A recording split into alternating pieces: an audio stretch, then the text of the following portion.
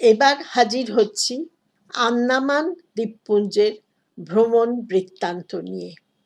ছেলেবেলায় শুনতাম ওটা কালা পানির দেশ। আন্দামান ও তার পাশে নিকোবর দ্বীপপুঞ্জ বঙ্গোপসাগরের মধ্যে অবস্থিত ভারতেরই অবিচ্ছেদ্য অংশ। 3 দিকে সমুদ্র ঘেরা ভারতবর্ষের জাতপাত জর্জরিত সমাজে কিছু মানুষের বিশ্বাস ছিল সমুদ্র পাড়ি দিলে সেই ব্যক্তি তার জাত হারায়, অর্থাৎ সমাজচ্যুত হয়। এভাবে কালাপানি শব্দটি সম্পূর্ণ বিচ্ছিন্নতার প্রতীক হিসাবে চালু হয়ে গিয়েছিল। আসল কারণ হয়তোবা আলাদা, পরে এই প্রসঙ্গে আলোচনায় আসব। পূর্বে জাহাজ করে এক দেশ হতে অন্য দেশে যেতে হতো, আর কালাপানি ছাপটা গায়ে পড়েই যেত। এখনকার দিনে পণ্যবাহী জাহাজই সমুদ্রে চলাচল করে, তাই সাধারণ যাত্রীরা বিমানেই যাতায়াত করে। আমরা বিমানেই কলকাতা থেকে আন্দামানের রাজধানী পোর্ট ব্লেয়ারে যাই। বিমান অবতরণের সময় ছোট ছোট দ্বীপগুলি আস্তে আস্তে চোখের সামনে ভেসে ওঠে। দ্বীপগুলির নাম না জানলেও দেখতে বেশ ভালো লাগে। আন্দামান ভ্রমণে দ্বীপগুলির অপরূপ সৌন্দর্যের সাথে মিশে আছে ভারতের স্বাধীনতা সংগ্রামের কাহিনী। স্থলভূমি সবুজে সবুজ, জলরাশির রূপ বিভিন্ন দ্বীপে বিভিন্ন রকম, তাই একটি দ্বীপ অন্যটির থেকে আলাদা। ডাবের জল খাইয়ে ওরা অভ্যর্থনা করে। ডাবের জল শেষ করে যেমন শ্বাস খাবার আগ্রহ থাকে, তেমনি জলময় ওই দেশের সমুদ্র তীর উপভোগ করে জলের তলার প্রাকৃতিক সম্পদ দেখার আকর্ষণ নানা উপায় মেটানোর ব্যবস্থা আজ আছে। সমুদ্রের নিচের সম্পদের জন্য এই দেশ যে বিখ্যাত, আমরা নীল দ্বীপে খালি চোখেই দেখতে পেয়েছি নয়নাভিরাম বিচিত্র রূপের কোরাল, নানা প্রকৃতির কাঁকড়া, ব্যাঙ, মাছ ইত্যাদি প্রকৃতির দান। এইসব অনন্য অভিজ্ঞতা তুলে ধরব এই ভিডিওগুলিতে। এই জেব্রা ফিশটা আমি ধরে দিলাম, এই বড়টা। আবার ড্রপ তোকে ধরবে এবার জেব্রা ফিশ।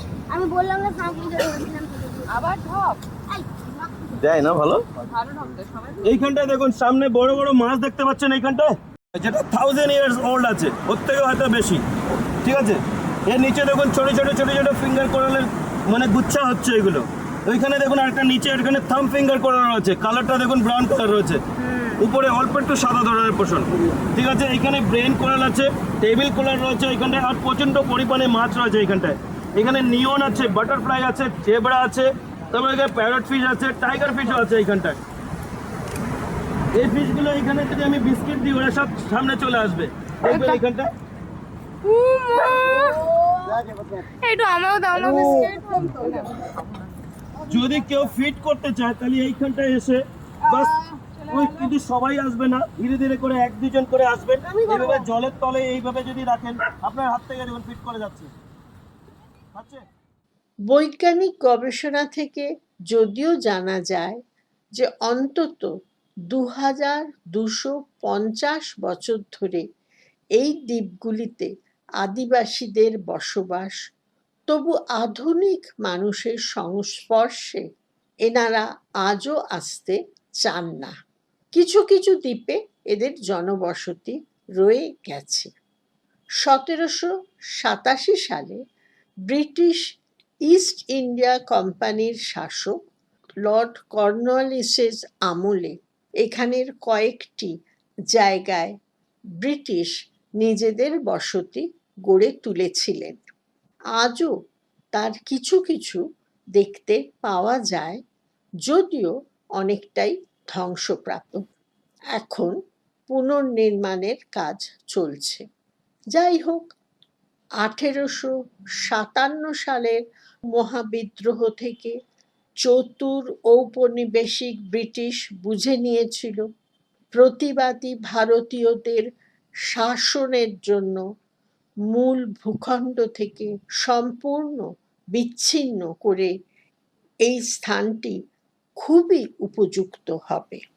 কেননা মূল ভূখণ্ড থেকে 1200 কিলোমিটার দূরে সমুদ্র পরিবেষ্টিত এই জায়গায় বন্দীরা সম্পূর্ণভাবে বিচ্ছিন্ন অবস্থায় থাকবেন। তারা কালক্ষেপ না করে 1858 সালে একখানি দ্বীপে কারাগার তৈরি করেন ও 200 জন বিদ্রোহীকে ওখানে বন্দী রাখেন। পরে পোর্ট ব্লেয়ারে বিশাল সেলুলার জেল তৈরি হলে সমস্ত বন্দীদের ওখানেই রাখার ব্যবস্থা হয়। ব্রিটিশ ঔপনিবেশিক প্রশাসন 1896 সালে সেলুলার জেল নির্মাণ শুরু করেন এবং 1906 সালে এটি সম্পন্ন হয়। পর্যটকদের জন্য, বিশেষ করে ভারতীয় পর্যটকদের জন্য পোর্ট ব্লেয়ারে অবস্থিত সেলুলার জেল পরিদর্শন খুবই গুরুত্বপূর্ণ। ব্রিটিশ শুধুমাত্র ভৌগোলিক অবস্থানের বিচারে স্বাধীনতা সংগ্রামীদের মাতৃভূমির থেকে বিচ্ছিন্ন করে ক্ষান্ত হননি। বন্দীদের একে অপরের থেকে বিচ্ছিন্ন রাখতে সমগ্র কারাগারটির স্থপতি কাজের পরিকল্পনা করা হয়েছিল। একটি কেন্দ্রবিন্দু থেকে 7টি ডানা ছড়িয়ে পড়েছে। প্রতিটি ডানার মধ্যে ছোট ছোট খোপে বন্দীদের রাখা হতো। তারা যাতে কোনোভাবেই বাইরেটা দেখতে না পায়, তালা চাবির নাগাল পাওয়া তো দূরের কথা, হাওয়া বাতাসেরও নাগাল যাতে না পায়, সে ব্যবস্থার কোনো ত্রুটি ছিল না। বারান্দার পাশে সারি সারি দিয়ে এই খুপড়িগুলো। একটি খুপড়িতে এখনো রয়ে গেছে বিপ্লবী শচীন্দ্রনাথ সান্যালের একটি ছবি। একটা সেন্ট্রাল ওয়াচ টাওয়ারও আছে, নামেই মালুম দিচ্ছে তার দায়িত্ব। বন্দীদের বিচ্ছিন্ন করার পর তাদের দিয়ে যা কাজ করানো হতো তা বোঝানোর জন্য মডেল আছে। পাহারাদার পরিবৃত হয়ে বন্দীদের কাজ করতে হতো। এক একজনকে দিনে 30 পাউন্ড নারকেল তেল নিষ্কাশন, 10 পাউন্ড সর্ষের তেল নিষ্কাশনের মতো পরিমাপ ঠিক করে দিত জেল কর্তৃপক্ষ। তেল উৎপাদনের মতো নারকেল ছোবড়া তৈরি, দড়ি তৈরিরও পরিমাপও ছিল মানুষের দৈহিক ক্ষমতার বিচারে অবাস্তব। নির্ধারিত হারে উৎপাদন না করতে পারলে পরিণতি হতো ভয়ঙ্কর। যৌথভাবে কাজ করাতে বন্দীদের পায়ে শেকল পরিয়ে দেওয়া হতো যাতে নজরদারি সহজ হয়। অমানসিক পরিশ্রম করানো তো বটেই, সমগ্র পরিকল্পনায় পরিষ্কারভাবে ইংরেজ শাসকের একটা হিংসাত্মক মনোভাব স্পষ্ট বোঝা যায়। ছবিগুলোই বুঝিয়ে দেবে, কথার দরকার নেই। এই প্রবীণ পিপুল গাছটি সংগ্রামীদের মহান আত্মত্যাগের সাক্ষী হয়ে দাঁড়িয়ে আছে। 1998 সালের ঝড়ে গাছটি পড়ে গেলেও দ্রুত তাকে রক্ষা করা গেছে। গাছের তলার ফলকে এমনটাই লেখা আছে। মহান সংগ্রামীদের স্মরণে একটি বেদিও আছে। জেল থেকে বেরিয়ে এলাম সামনের একখানি মাঠে, যেখানে আবার কয়েকজন বিশিষ্ট সংগ্রামীদের মূর্তি আছে। প্রসঙ্গত উল্লেখ করা দরকার, বন্দীদের বৃহৎ অংশ ছিল বাঙালি। জেল থেকে বেরিয়ে মন অনেকক্ষণ ভারাক্রান্ত হয়েছিল। মনের মধ্যে প্রশ্ন ঘুরপাক খায়, দেশপ্রেমে অনুরক্ত স্বাধীনতা সংগ্রামীরা এই শারীরিক মানসিক অত্যাচার পরোয়া না করে যে আপোষহীন মনোভাবের পরিচয় রেখে গেলেন স্বাধীন দেশ গড়ার কাজে, আমরা তার কতটুকু মর্যাদা দিয়েছি? কিছুটা সময় পরে জেলের ভিতরের প্রাঙ্গণে লাইট অ্যান্ড সাউন্ড এর মাধ্যমে একটি অনুষ্ঠান হয়, বেশ অনেকটা সময় নিয়ে উন্নত প্রযুক্তির মাধ্যমে। সেগুলির সামান্য কিছু অংশ আপনাদের সামনে রাখছি। বন্দীদের সেকল পায়ে চলা,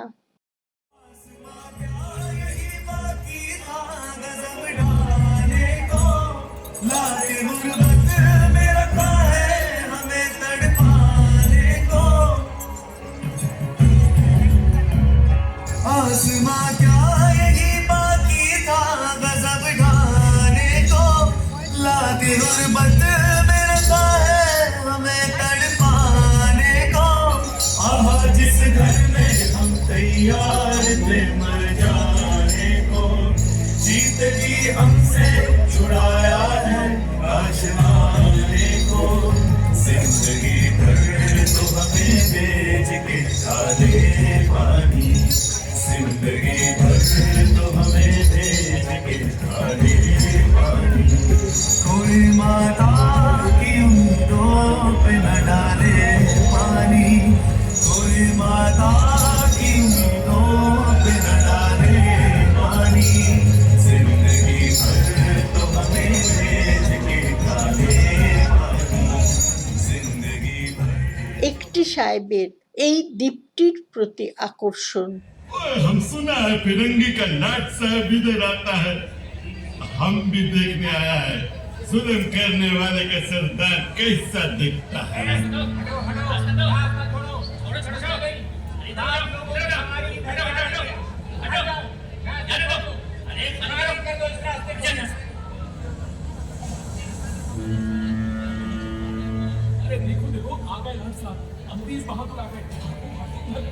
मिस्टर बर्ड, मैं सोचता हूँ कि इस खूबसूरती के बीच रहने के लिए प्रिजनर होना भी मैं एक्सेप्ट कर लेता।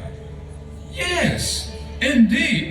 Just look how beautiful this place is. ये prisoner लोग इस खूबसूरती को नहीं देखते। আবার এক জায়গায় পৌরাণিক কাহিনীরও উল্লেখ আছে। यहाँ आदम के बेटों ने आदम के बेटों पर बेरहमी सिखाई। सदियों से मैं इसी जगह मौजूद हूं। मेरे सीने में दफन है वो सारी कहानियां जिन्होंने इन हरे भरे खूबसूरत टापुओं को वो खौफनाक नाम दिया, काला पानी।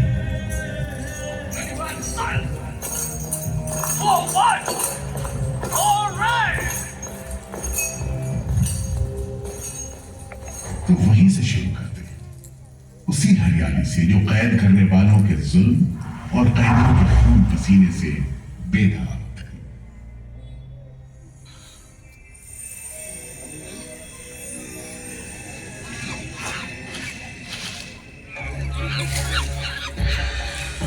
कहते हैं अंडमान द्वीप समूह का नाम रामायण के प्रतापी वानर देवता अंडमान यानी हनुमान के नाम पर रखा गया। पुराने जमाने से यह कहानी चली आती है कि जब राम ने लंका पर चढ़ाई करने की योजना बनाई थी तो पहले इन्हीं टापुओं से धावा मारने की सोची थी, लेकिन बाद में इरादा बदलकर धनुष कोटि से हमला किया। इतिहास और पुराण में अंडमान द्वीप समूह इसी सिलसिले में याद किया जाता रहा है। এই অনুষ্ঠানের মাধ্যমে বিপ্লবীদের কঠোর শাস্তির ইতিহাস দেখানো হয়। খোলা আকাশের নিচে বসে আলো আর শব্দের জাদু দেখতে ভালোই লাগে। তবু আমার মনে হয়েছে জায়গাটিকে 1979 সালে তৎকালীন প্রধানমন্ত্রী Morarji Desai national Memorial of great historical importance বলে ঘোষণা করেছিলেন। সেটিকে মান্যতা দিতে দর্শকদের মনে দেশপ্রেমের আবেগ গড়ে তোলার জন্য যতটা উদ্যোগ দরকার সেই পরিকল্পনার কিছুটা ঘাটতি আছে বর্তমান পরিবেশনায়।